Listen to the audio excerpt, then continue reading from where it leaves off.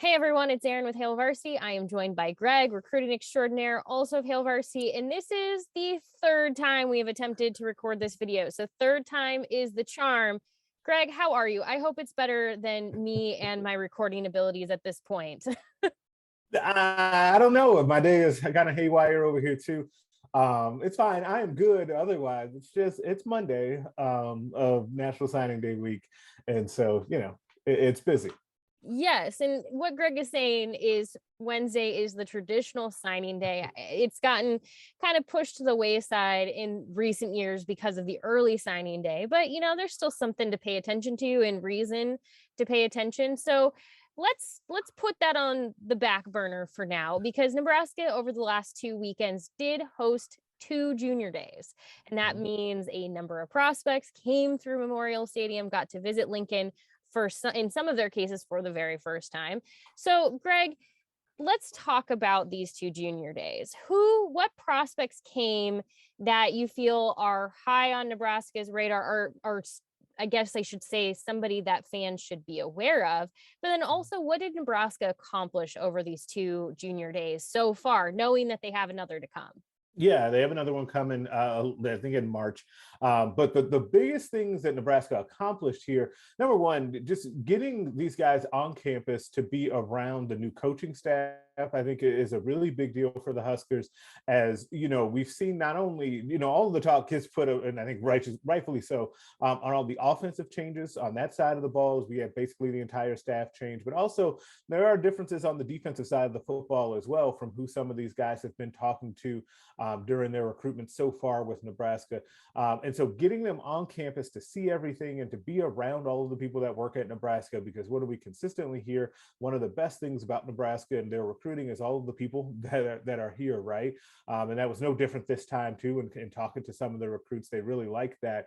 But then also with guys coming from not in Nebraska specifically, to be able to get them to Lincoln to see what it's actually like, I think is always beneficial for the Huskers. Like, I feel like, I know fans of Nebraska get tired of hearing this, and every time I bring it up or a recruit brings it up, they kind of moan and groan, but it is the truth that people outside of Nebraska don't have a great concept of what it's like in Lincoln. Like, they just don't. And so when recruits come here and see that it's not just cornfields and that Lincoln is an actual city and the facilities are great, and Nebraska's not just making that up, it's a great thing, right? And so that's all good. But Nebraska had a number of really important targets for both 2023 all the way through 2025 that have come through Nebraska are on campus here in these last couple of weeks. I think a couple definitely to know from the 23 class. Quarterback from Iowa, J.J. Cole, who has emerged as one of Nebraska's top targets at quarterback, as they've kind of settled that quarterback board now that Mark Whipple is on board and has had time to kind of evaluate everything. He was back this most recent junior day. We have an interview up with him on hailvarsity.com that you need to check out. And then Malachi Coleman, the 2023 Lincoln East wide receiver, who Nebraska has really put him high up on the board, then has spent a lot of time and attention and focus recruiting him, led by Mickey Joseph at this point. He was back on campus, had another great visit to Lincoln 2 weeks ago. And then there's a few names definitely to keep an eye on for 24, and names that So Caleb Benning from Omaha West Side, that name, defensive back, Nebraska is recruiting him at. Davon Hall, another name that has been around, it seems like for a while, even though he's just now going into his junior year at Bellevue West, a wide receiver, who's I think a top 150 player already in the 2024 class.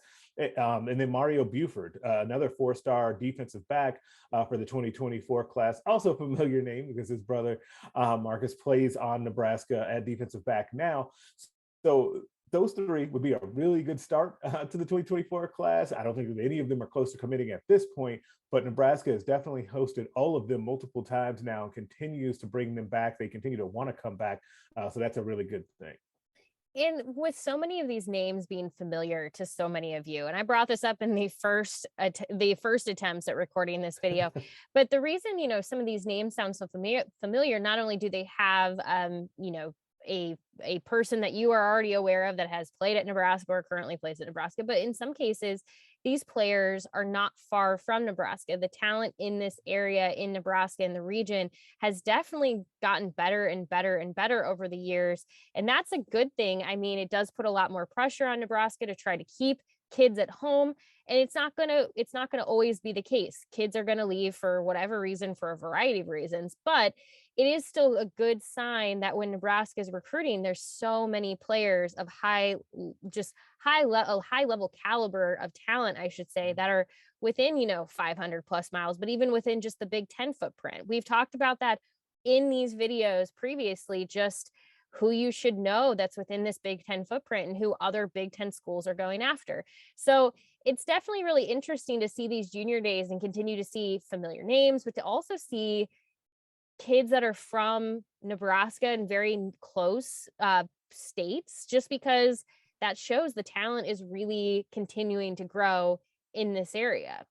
Yeah, it absolutely is. And I think that has been something to me that is one of the bigger changes here since the new staff, I guess, has kind of taken a hold here at Nebraska, is that we've seen a big shift to me in recruiting these border states, right? I think that we've seen Nebraska assistant coaches in Colorado and Kansas and Missouri, Illinois.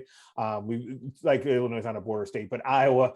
All of those states have had a lot of focus from these coaches. And I think that that's 100% on purpose, because I think Nebraska had kind of fallen back on a couple of those states, namely Kansas and Missouri. And it's no coincidence that Bill Bush and Mickey Joseph are the tag team duo that is hitting both of those states. And then another not a coincidence that those players have then now turned up at both of these junior days for Nebraska. And I think you'll see more of them here for spring practice and in the spring game, and definitely when we get into the season.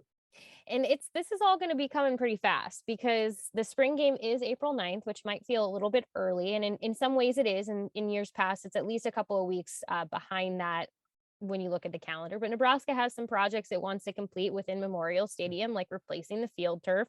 So spring game is April 9th, which means spring football will kick off at the end of February. So you're going to start to see a lot of these names and faces around Memorial Stadium again. As Greg said, expecting another junior day in early March. So there's going to be a lot happening, and you'll start to see more of these visits. And it's going to be, there's just really no rest for recruiting, which is just exactly what you want to hear, Greg, right? Yeah, absolutely. That's exactly what I wanted to hear. Eventually, I'll be very, very excited about this. I am still excited. There's just a lot going on, and it's good, because a lot of those practice visits are going to be super important, because those guys are going to want to see how these new assistant coaches coach. And Nebraska loves to show off how they practice and let guys see like kind of a day in the life of being a student athlete here. I think that works. And that's kind of the next step for all of this, is getting those guys that came for junior days back for those practices, which will also mean, no rest for us. No rest. Well, if you want more on this particular topic, head to the recruiting notebook tonight, 6 p.m. Central at hailvarsity.com. But go ahead and bookmark the recruiting notebook Sunday through Thursday. It goes 5 days a week, all from Greg. Again, 6 p.m. Central every day. It's appointment reading, hailvarsity.com.